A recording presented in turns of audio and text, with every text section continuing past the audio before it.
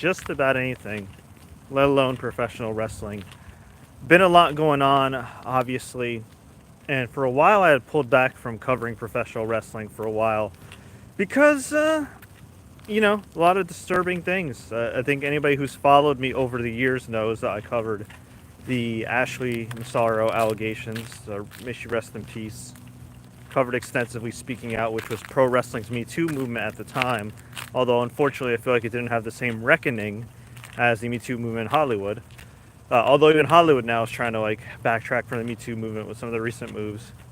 And I just kind of got tired. And then you see in recent months and recent years, the initial Vince McMahon allegations, everybody thinking, oh, it's just hush money for a mistress. And then you see the 67-page lawsuit of Janel Grant versus the WWE, and the allegations are just horrifying. The texts alone are horrifying. You see, months back, Vince McMahon also settled with Rita Chatterton.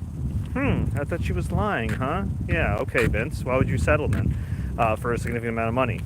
You see Ari Emanuel, who runs Endeavor, essentially overlooked Vince McMahon's past alleged crimes to do business with him, much like he did business with Dana White. Although, while Dana White is certainly problematic, he's not Vince McMahon, which is saying something. The bar is in hell if you're comparing yourself to Vince McMahon and you're slightly better than Vince McMahon. But here we are. It's WrestleMania season. People have been talking about Cody Rhodes choosing Roman Reigns to fight at WrestleMania, go after the undisputed championship. All that hoopla, The Rock is back, this and that. And I just want to remind everybody here, and I'm not saying I'm going to be covering wrestling week to week like I used to, but I just want to remind everybody that abuse is a real thing, that sex trafficking is a real thing. And maybe YouTube will censor me for saying some of this stuff, but that's fine.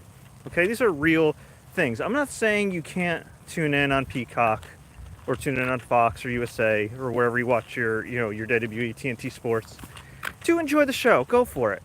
But just remember where your money's going if you're going to buy that merchandise, if you're going to buy that video game, if you're going to buy those tickets to a live event. This is a company that, based on all these allegations that have come out, and some that came out in the past that now when you put them all together, it's like, holy crap, that could very well have allegedly partaken in a sex trafficking ring and a whole system of abuse, from Rita Chatterton in the mid-'80s, the referee who was allegedly sexually assaulted by Vince McMahon, to Ashley Massaro, who unfortunately died by suicide, and possibly due to a lot of issues stemming from her WWE run, which included her allegedly being sexually assaulted on a military base in Kuwait during a Tribute to the Troops tour. Never mind the fact that she had allegedly reported the incident, and John Laurinaitis, the former head of talent relations who was named in that Janel Grant lawsuit, reported or admitted, hey, yeah, all the higher-ups knew that Ashley Massaro was assaulted. Did anything ever come of it? No, it did not. And I remember 5 years ago, naively thinking, oh man, surely this is going to be a big scandal. Surely after Ashley Massaro's untimely death and unsealed affidavit from that concussion lawsuit, surely something's going to come out of it, right? Surely there's going to be an investigation or something, or the WWE's going to have to at least make some sort of statement. Nothing really happened. And it's a damn shame that 5 years later, things are finally coming out. I'm not saying it's a damn shame. It's great that it's happening, but it's a shame it took so long. And it's a shame that the truth, or the alleged truth, is coming out 5 years after her untimely passing. It really is. And I can only imagine how much her daughter has suffered since then. And she's just one of many alleged victims. I mean, you got to understand, we only know about Janel Grant. We don't know about the other, I think there were at least 2 or 3 other women, allegedly, who were paid off by Vince McMahon that we don't know about. We don't know about the countless superstars who were, or divas, women's wrestlers who were harassed over the years and everything. We know that Brock Lesnar partook in, looking at pictures of Janel Grant, or allegedly partook in taking a look at pictures of Janel Grant, and as a alleged condition for his re-signing of WWE, it would be to essentially have Janel Grant delivered to him like a sex slave. Just awful stuff. And I just want people to not lose sight of the fact that at the end of the day, Vince being gone does not mean the problem and the people who instituted this system of abuse and racism and harassment and assault and trafficking, allegedly, are gone. Triple H is still there. there was somebody in the lawsuit named Corporate Officer Number 1. Well, that guy, I'm pretty sure, was on the board of directors, and at one point I believe that was Triple H, Paul Levesque. So Kevin Dunn doesn't fit that bill, even though Kevin Dunn's a terrible person. He was also reportedly a terrible person to Ashley Massaro and told her not to report her sexual assault. That doesn't mean Bruce Prichard, who is Vince McMahon's right-hand man, although I'm sure he'll be implicated at some point. But no, it leaves Triple H. And here's Triple H after a horrible press conference, a post-fight press conference at the Royal Rumble, saying, oh, we had a great week and I want to keep things positive and this and that, making a complete ass out of himself. He's had a worse statement on abuse or any kind of harassment policy. I don't think he even actually talked about a whatever non-existent harassment policy WWE has at that press conference, right? He had a worse statement than Cody Rhodes in that same press conference, who handled it sort of like an EVP, like he was in AEW.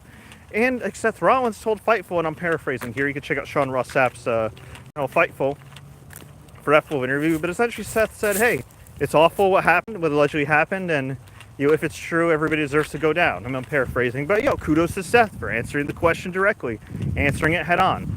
And meanwhile, you got Triple H, who was mentored by Vince McMahon for over 25 years, who's his literal father-in-law. Now, allegedly, he's divorced. Maybe he is, maybe he isn't. Who cares? Doesn't matter. The guy, at the end of the day, is still the grandfather of his freaking children, all right? And he's going to claim, ignorance? Listen, there's only two things that could have happened, all right? He either knew about it and covered it up, or he's just a big, dumb bodybuilder who happens to be an executive of a publicly traded billion-dollar company. Go easy on him. F that, man. So, anyway, I'm not trying to rain on everybody's WrestleMania parade. I think creatively, there's a lot of things firing on all cylinders. And I'm not even saying, again, don't watch WWE, but just think about where your money goes. That's all I'm saying. You want to watch it, whatever. But if you're going to spend that money on tickets to live events, on merch, on video games, all I'm saying is just think twice. And if you really want to go, or you really want to spend that money, also think about maybe looking at a women's shelter in your area, looking at RAIN, which is a very prominent organization for SA victims, and just maybe putting your money towards that as well, because this thing ain't going away. There's going to be more awful details. I think a lot of our quote-unquote faves, or people that we grew up with, are going to be implicated at some point. And look, you can enjoy wrestling, you can enjoy matches, you can, love the fact that WWE and pro wrestling in general is your escape, but you cannot lose sight of the fact that these are very serious allegations and that everybody should be held accountable. And if that means taking half the company down, so freaking be it. Me personally, let's just say these allegations are true, right? And I think based on anybody who's followed me over the years, I think you know which way I lean towards in regards to these allegations, as somebody who covered, again, speaking out, and Ashley Massaro extensively. I would get rid of anybody that was really closely associated with Vince. I mean, Triple H, guilty by association at the very least. Bruce Prichard, who we've had on the show, was awesome. But you know what? I'm sorry, Bruce. Guilty by association, bud. He was Vince's right-hand man, lackey for a long time, proxy. Even Ronda Rousey publicly said, hey, Vince ain't really gone because Bruce is still there.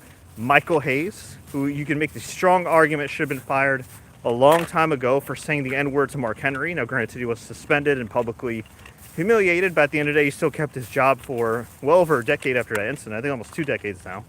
So, yeah, I mean, it starts at the top. And at the end of the day, at the top right now, at least publicly in WWE, is Triple H, and he's got to go.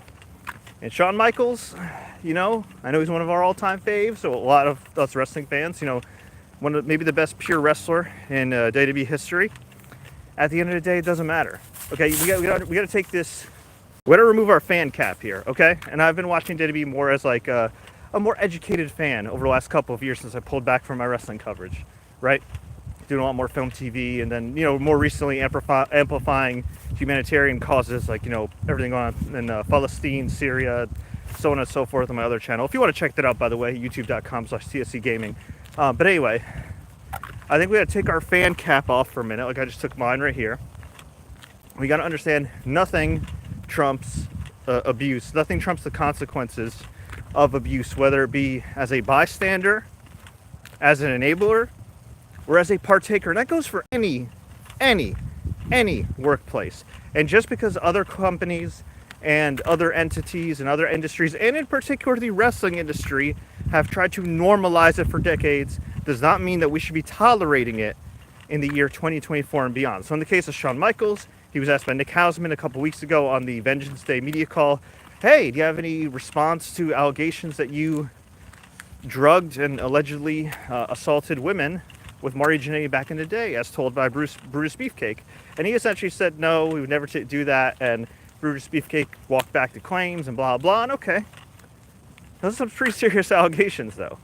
And again, I'm not saying Shawn Michaels partook in that, because Marty Jannetty says a lot of crazy things online, and Brutus Beefcake says a lot of crazy things online. But again, you have to start cross-examining all these people that were close to Vince McMahon. You have to start cross-examining all the people who called Vince McMahon, aka their boss, a father figure. And then you have to remember, if you haven't read that horrific lawsuit, and you should read it at least once, even though it's a horrible read, just because it's a necessary read. Just like the Cassie lawsuit with Diddy, I think you really need to read and understand what some of these women have allegedly gone through with powerful men, okay?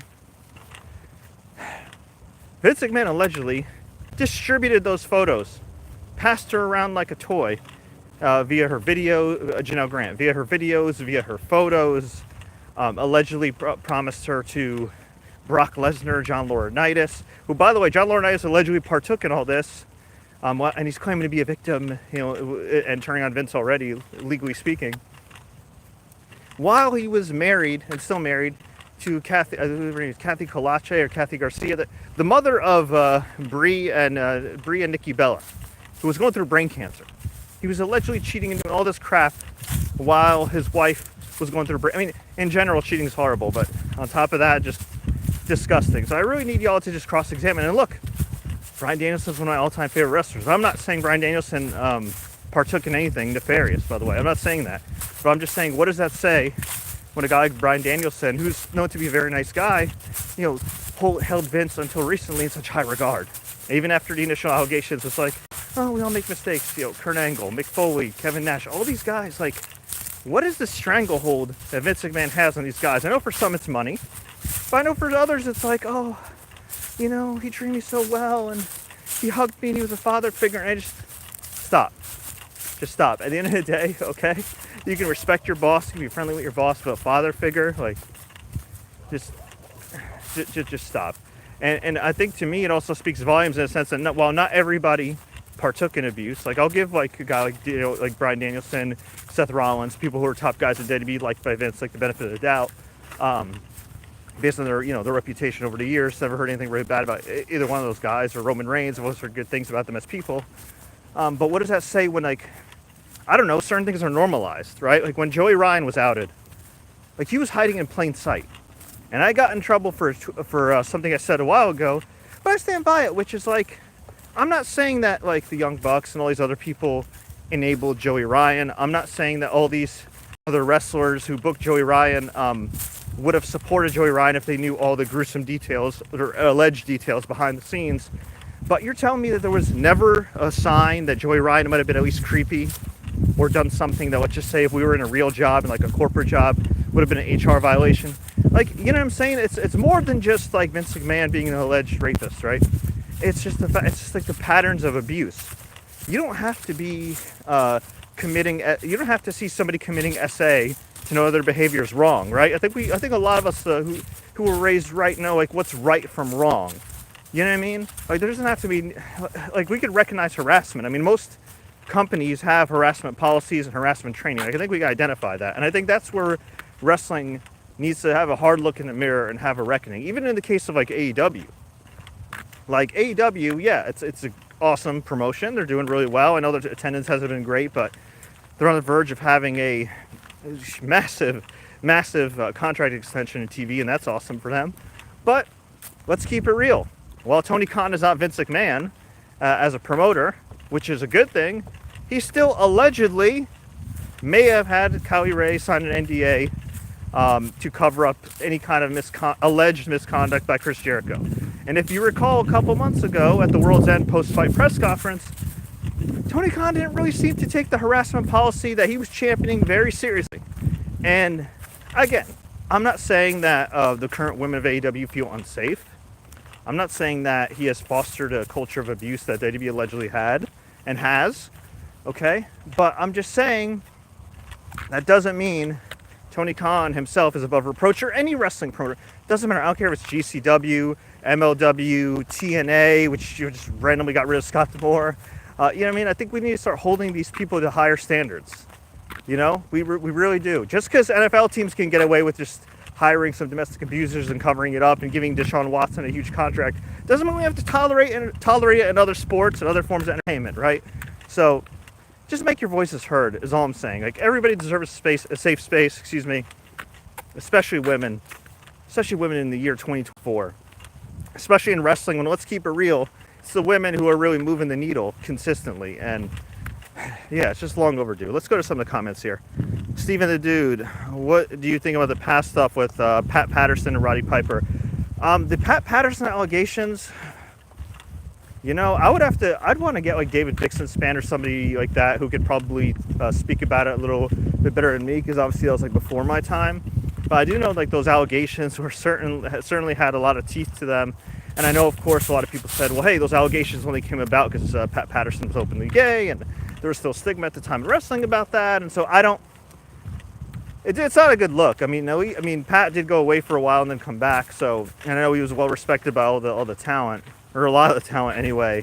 But yeah, I mean, especially in retrospect, you have to look back now and be like, was there truth to any of those allegations, right? Especially with Mel Phillips and everything else. And again, that's so much a deep dive for another time. And I would like to probably get like a Dave Meltzer or somebody like that, or David Bixenspan on one day, hopefully, or John Pollock, who, you know, could do maybe a deeper dive on that particular topic. Roddy Piper, I think you're talking about Roddy Piper when he talked about how he has no pension, no this, no that, and he did like a Real Sports interview with HBO, and then he got unceremoniously fired by WWE.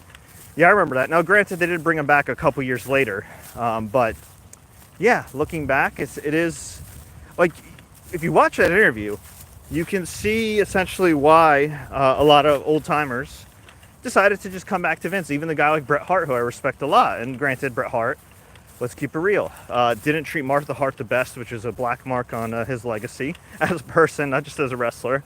You know, and kind of initially dismissive of Rita Chatterton and her allegations. So, you know, now granted, he's walked that back, at least the Rita Chatterton side of things. I think the other day he did an interview with Slate and buried Vince in WWE.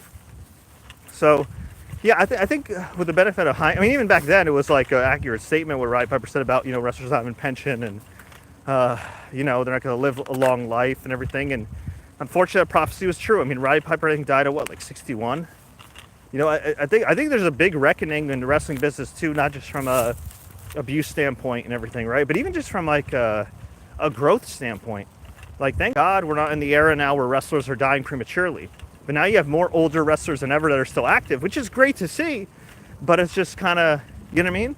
Whereas when I was growing up, tragically, I'm going to say you get used to it, but there would just be so many wrestlers that would die like by age 40 and lower. So it's crazy. But no, Roddy Piper was on point back in the day. And I think this is the thing you'll see, folks. You're going to go, I think as more stuff comes out in lawsuits and these allegations and this reporting by the Wall Street Journal, even though they were incredibly Islamophobic last week with one of their articles on Dearborn, Michigan, so shame on them. But I think when you see more reporting from the Wall Street Journal, maybe the Washington Post too, from Tim Marchman, who's done a spectacular job for Vice News, and just in general, I think when you go back and see some of the past comments that were made by guys like Paul London, who had all but confirmed that Ashley Massaro was pursued by Vince McMahon.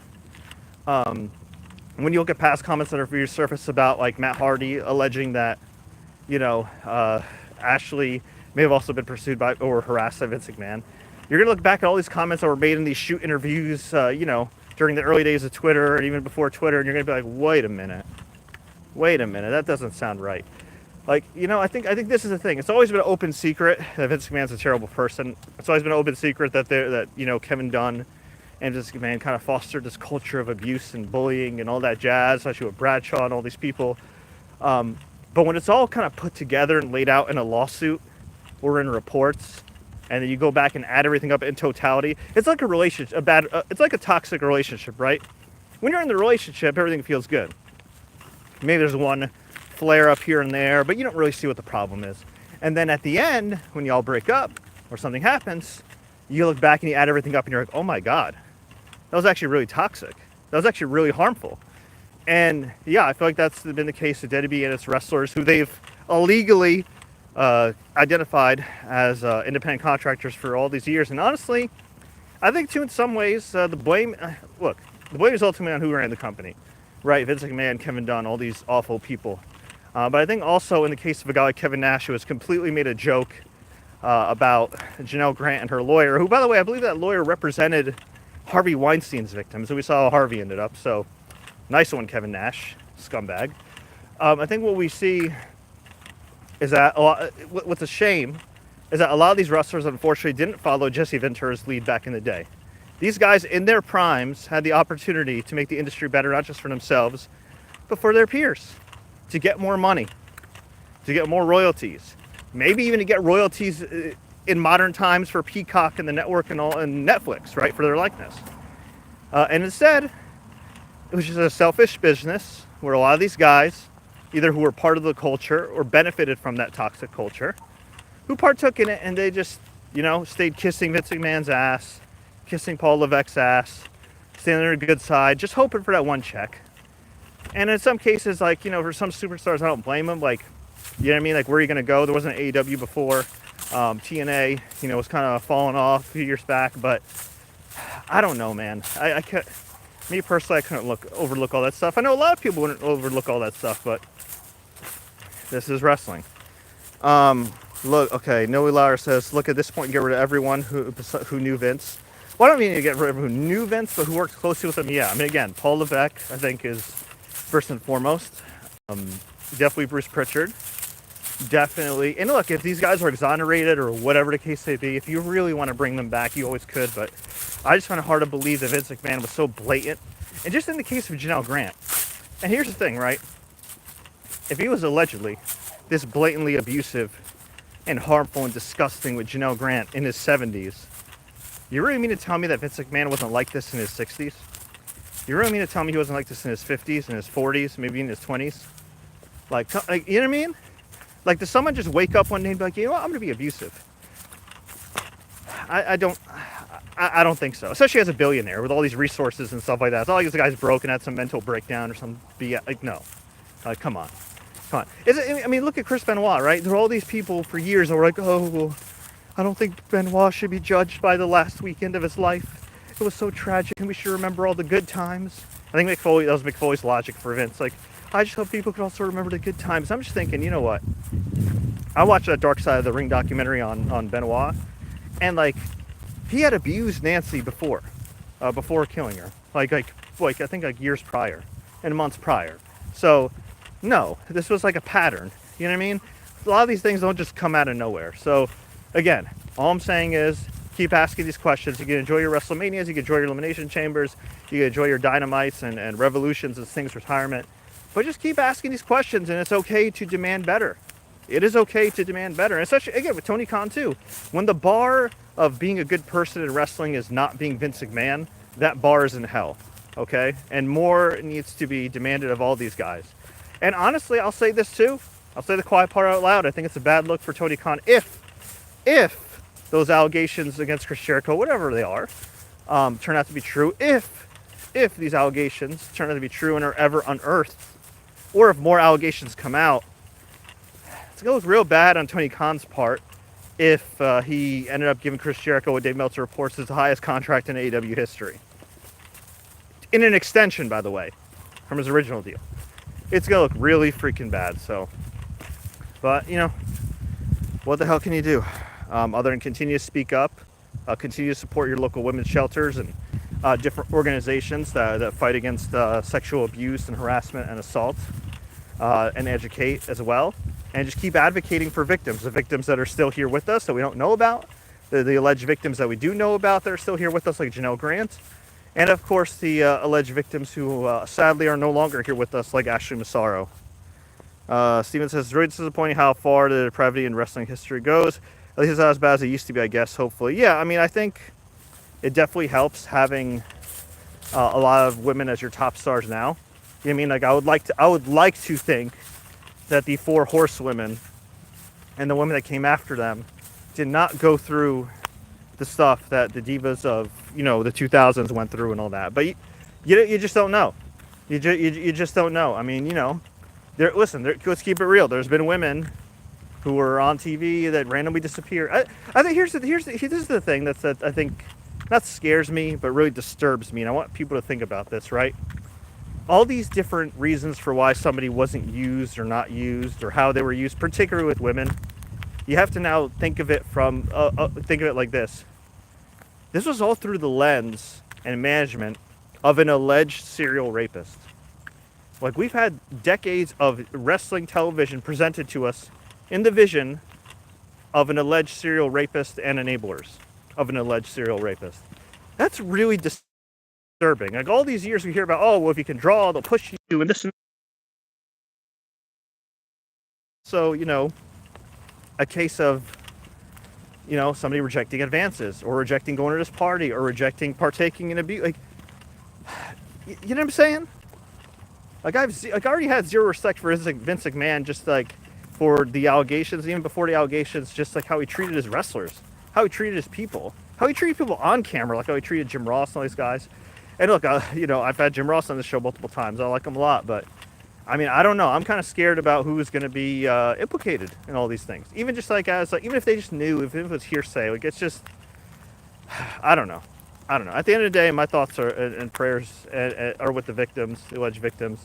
I hope there's justice. I pray to God that for the alleged victims who are still with us on this earth, I hope they can find and I don't blame them if they don't want to, obviously, because it's so hard to just, get through the psychological challenges of abuse and overcoming that. But I just pray that there are more brave women like Janel Grant out there who are willing to come forward, who are willing to step up to the plate and, really, again, take all these people down. Not because I want them to suffer through that trauma and relive that trauma again, but because, again, it's 2024. There's no room for abuse, right? And listen, there's a lot I could say about TKO leadership and Endeavor leadership in general. You should Google who Ari Emanuel's dad is, by the way. You should Google what his brother used to do or was allegedly linked to in Chicago, by the way. I mean, we're not dealing with saints here. But right now, again, if we're talking about wrestling, and look, there's plenty I could say Dana White and what we already know about him just from seeing his conduct on camera. But this is about Vince McMahon. This is about the people underneath him. And this is about TKO getting their crap together after willingly getting in business with this guy and his old regime and cleaning house. Do I believe they'll do that? Honest to God, I'll believe it when I see it. But I think we've never had a better opportunity to clean up wrestling than right now. Will we clean up of all the abusers? If I'm being honest, and I hate to say it, probably not. But can we get a lot of these guys out there publicly shamed, publicly sued, and dare I say in the case of Vince McMahon, who, I believe is still under federal investigation for sex trafficking, can we get these guys possibly charged? Inshallah? I sure hope so. So, anyway, enjoy WrestleMania season. Enjoy your time with your families. But remember to protect one another, no matter what industry you work in, what field you work in. If you see something, say something in terms of abuse. Don't be a bystander. Don't just overlook it. Certainly don't partake in it.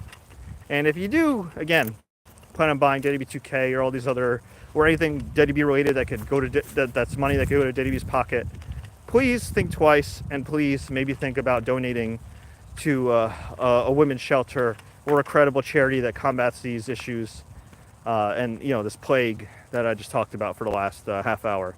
One more question, Mr. Loki. I'm getting withdrawn from WWE because I don't know who knew about Vince and how far it goes. Yes, I mean, like, you got Pat McAfee on commentary, and Pat McAfee was like verbally filleting Vince on Twitter a couple years ago after the initial allegations came out.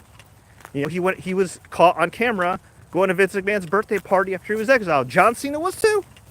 And John Cena, even after the allegation, not the most recent ones, but the initial hush money allegations, right, when Vince didn't meet like the requirements of the NDA, John Cena was like, I know, blah, blah, blah, I still love Vince McMahon. Like, I'm sorry. Like I said, we all have to mentally prepare for the fact that a lot of our faves are probably not going to look good by the end of this year.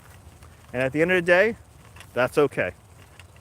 That's okay because, once again, as I sign off, nothing trumps the pain, the suffering, the alleged harassment and trauma that abuse victims have gone through.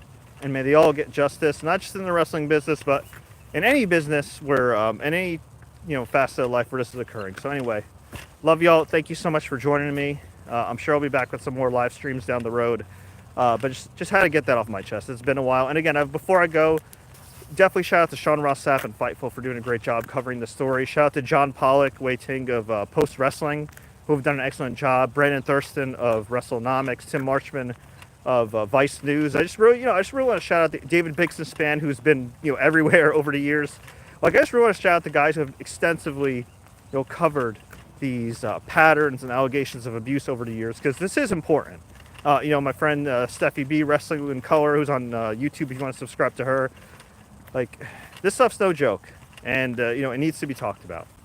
So anyway, much love, much respect, prayers to all my peoples in Lebanon, Palestine, Syria, all around the world as well.